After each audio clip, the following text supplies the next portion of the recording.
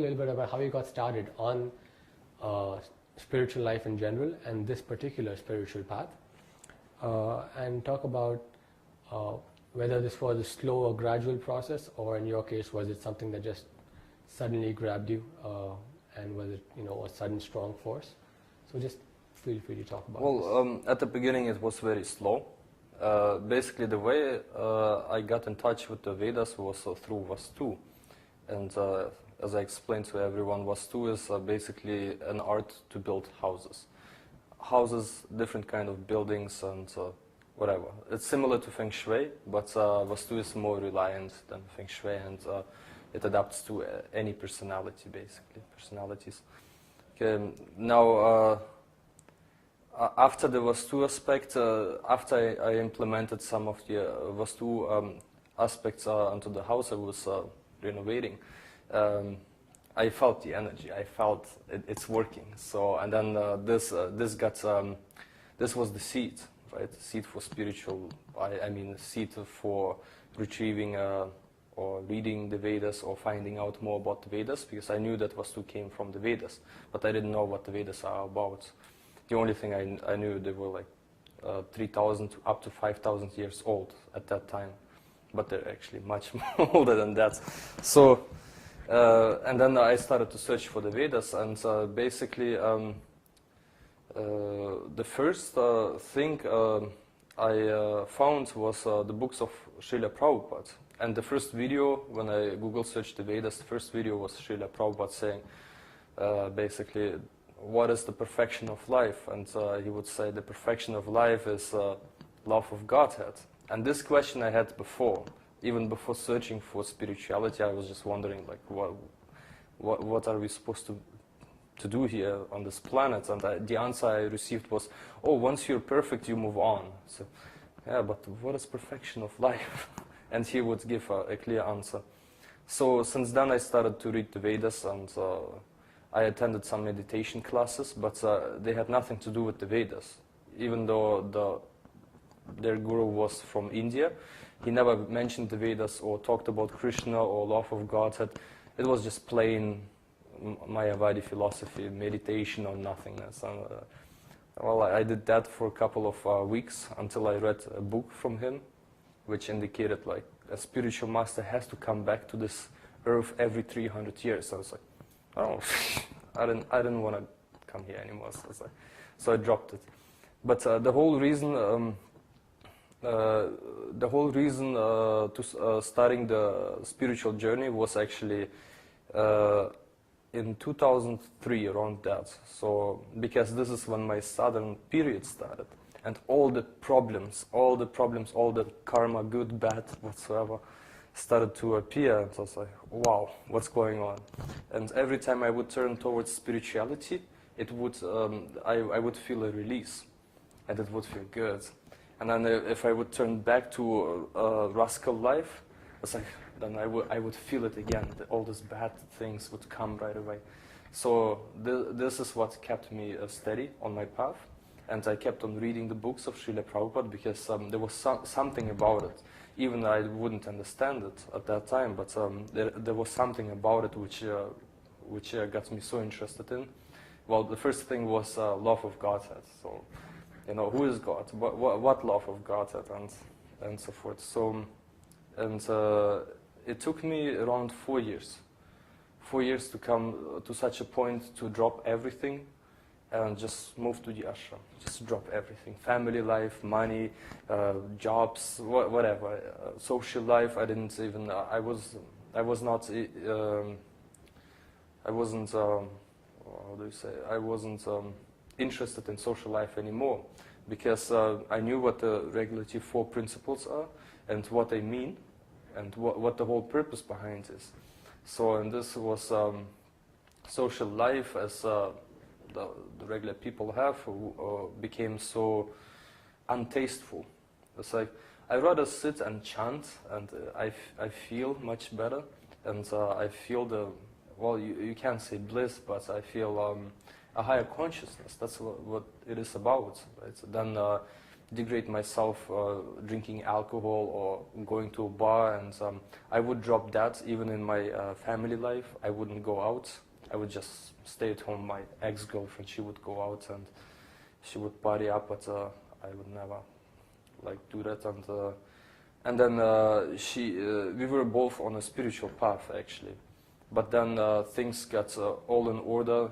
We had a perfect material life, which was based on a perfect material family. Like we didn't have any arguments. There were no misunderstandings and so forth. So, but basically the whole situation, because of that, she refused to, you know, to adopt a spiritual life because she got used to it. She was too comfortable. So, but I was still chanting. I was doing my rounds. I was reading, and I was all into it.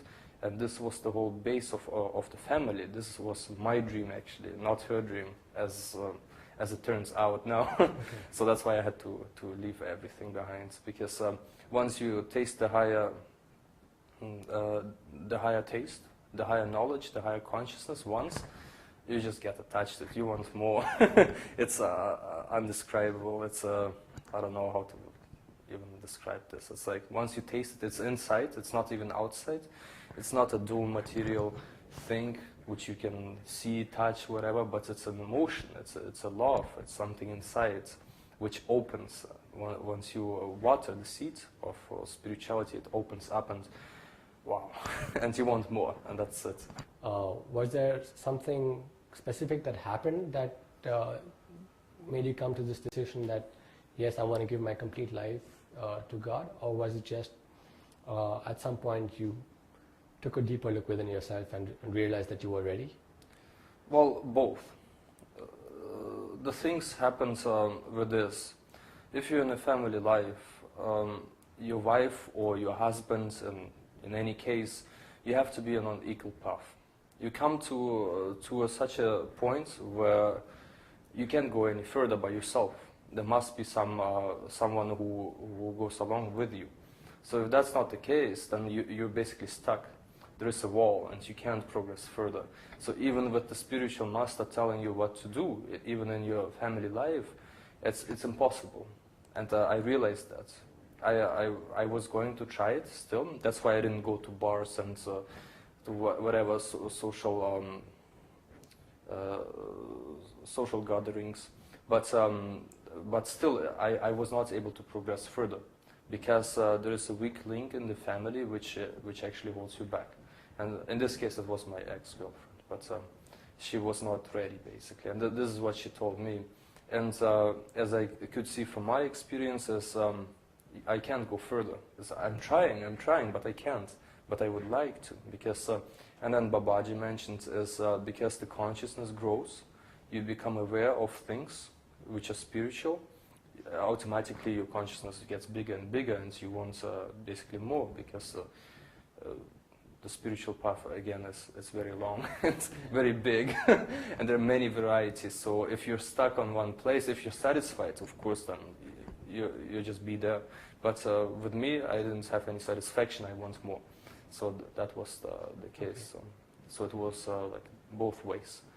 So I felt it, and the situation happens that, you know, the ex-girlfriend, she stopped and she didn't want to go further. And did things change in your life after you made a firm commitment that, yes, I'm going to be 100% on this?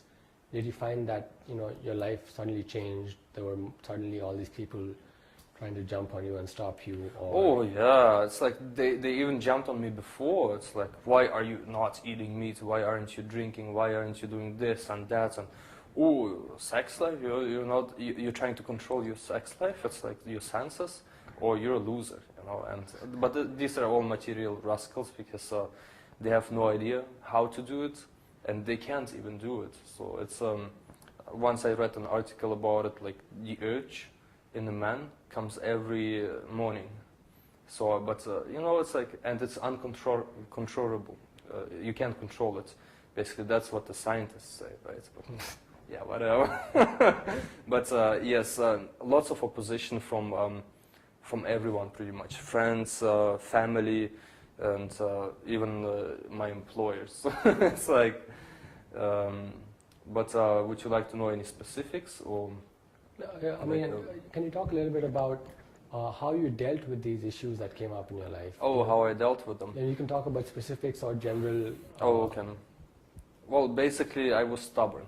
I have a stubborn personality, or determined. So I was determined to follow the spiritual path. That's it. So my conclusion, because I did research before on spirituality, like I was reading Buddhism, I was reading Christianity, Russian Orthodox, whatsoever. So all those topics, and they would not give any conclusions. No real conclusions, no real paths to go, nothing. They would just talk, or even New Age. I was reading lots about New Age, and they would talk about awareness and